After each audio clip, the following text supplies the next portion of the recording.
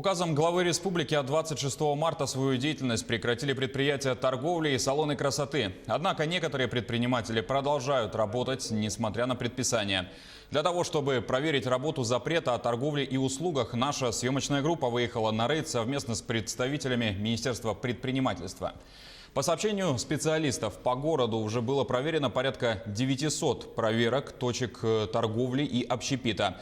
Только за 2 часа нами было обнаружено 9 незаконно работающих точек торговли. Для горе-предпринимателей это стало первым предупреждением, но не факт, что последним. До сих пор в социальной сети Instagram, не боясь ничего, многие активно заманивают клиентов на различные услуги по записи или на дому. Проводим также в основном разъяснительные и беседы. Разъясняем, как правильно применять это требование. При повторном нарушении составлены 15 протоколов об административном правонарушении, 10 протоколов рассмотрены судами. На улицах отмечается высокое число людей вопреки режиму самоизоляции. Судя по рейтингу приложения Яндекс.Рейтинг, показатели в городе находятся уже в красной зоне. На 14:30 дня сегодня индекс по городу составил 2,7. Для сравнения, до пандемии в выходные дни индекс был 1,5. Груз для медработников прибыл сегодня в Якутск. Средства индивидуальной защиты на добровольных началах передало Приморское торгово-промышленное предприятие «Доброфлот». Но самое главное, там еще есть кислородные концентраторы, есть специальные дезинфекторы для обезвреживания автотранспорта, есть препараты, которые помогают дезинфекции рук медицинского персонала, имеются специальные кювезы для перевозки и транспортировки лиц с коронавирусной инфекцией. В общей сложности мы получили достаточно большой объем помощи нам сегодня, которая необходима республике. Аэропорт Внуково в Москве проводит тестирование на коронавирус. Услуга предназначена для тех, кто не ощущает симптомов болезни, но имеет основания опасаться за свое здоровье. Администрация медсанчасти рассчитывает, что со следующей недели появится возможность проводить экспресс-тесты. Подробнее Елена Островская.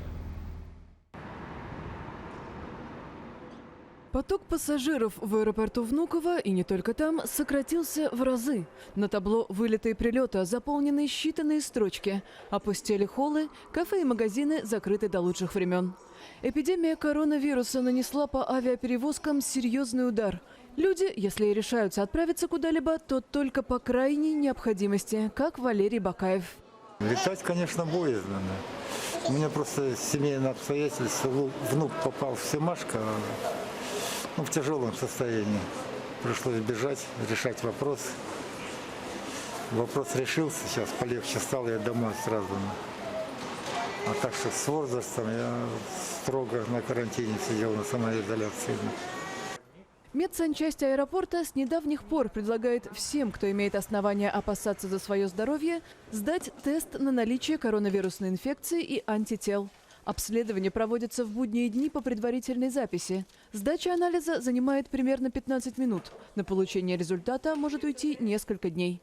Директор медицинского центра Эдуард Геворкян надеется, что в ближайшее время положение изменится. Экспресс-тесты должны быть, которые определяют за 10 минут антитела. Над этим очень тоже сильно работаем, потому что с ними тяжело их закупить, пока нету в том количестве, которое нам надо, и компания не готова поставлять. Так вы знаете, что Собянин проводит акцию 70 тысяч в неделю, поэтому все уходит туда. Как только мы сможем это приобрести, так и будем тестировать. Мы планировали на этой неделе, но, к сожалению, не получилось, будет со следующей. Стюардесса Светлана Прилепская очень рассчитывает на ослабление введенных из-за эпидемии ограничений, а пока решила провериться. Конечно, кажется хорошо, потому что много рейсов начнется и на зарплате, и на все. Как отмечают российские издания, после отмены 12 мая режима нерабочих дней спрос на авиабилеты начал постепенно оживляться. Ожидается, что более или менее полноценные перевозки могут начаться после 1 июня. Кабмин выделил средства на выплаты семьям с детьми. Премьер-министр Михаил Мишустин подписал распоряжение о выделении из резервного фонда правительства более 222 миллиардов рублей на эти цели. Более 197 миллиардов рублей направлено на единовременное пособие в размере 10 тысяч рублей на детей в возрасте от 3 до 15 лет. Для получения денег родители должны проживать в России, а ребенок быть гражданином Российской Федерации.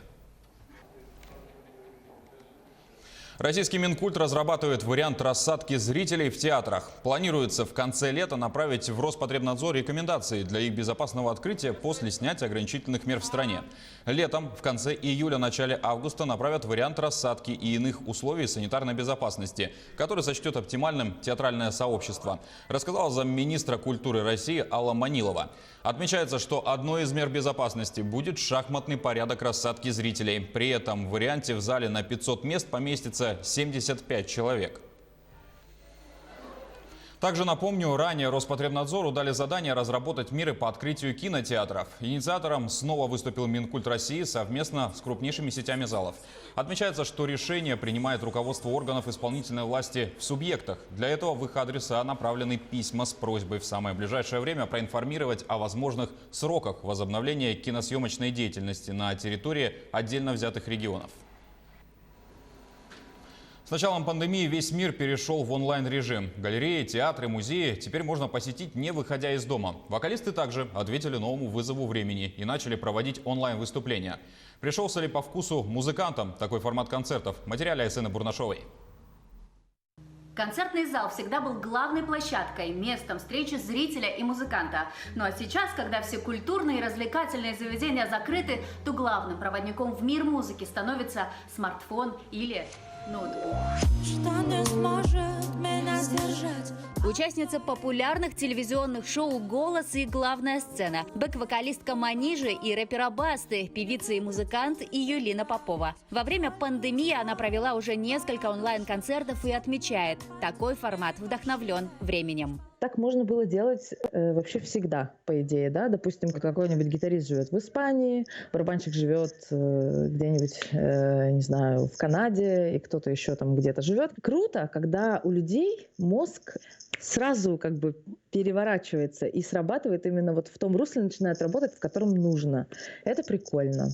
Если традиционный концерт всегда строился на личной встрече артиста и зрителя, то онлайн-формат в прямом смысле открыл горизонты, стер границы между странами. Это его главное преимущество. А что касается аплодисментов, они всегда были показателем успешности музыканта. Их сейчас заменили цифровые знаки одобрения. Ну, в этом ничего страшного нет, потому что ты всегда можешь получить фидбэк. Это в виде тех или иных комментариев, каких-то там, опять же, лайков и прочего. Поэтому, то есть даже вот в таких реалиях все равно этот фидбэк существует, пусть он и такой как бы, ну, технический. Но чего нет в онлайн-формате концертов, так это ощущение праздника. Настоящий живой концерт не удастся ничем заменить, признается и Юлина. И пока зрители с нетерпением ждут окончания пандемии коронавируса, музыканты, в свою очередь, готовят для них новые песни. И Юлина уже работает над собственным альбомом. Пока известно, что в нем будет 8 песен. У меня формируется какое-то свое звучание. Мне кажется, что это будет немножко этно, немножко поп. Ну, типа, мы все это называем попса с интеллектуальным налетом. Все будет хорошо, все восстановится, будут концерты опять. Айсена Бурнашова, Джур Березкин, Санкт-Петербург. На этом пока вся информация. Оставайтесь дома, а при необходимости выйти не забывайте надеть маски.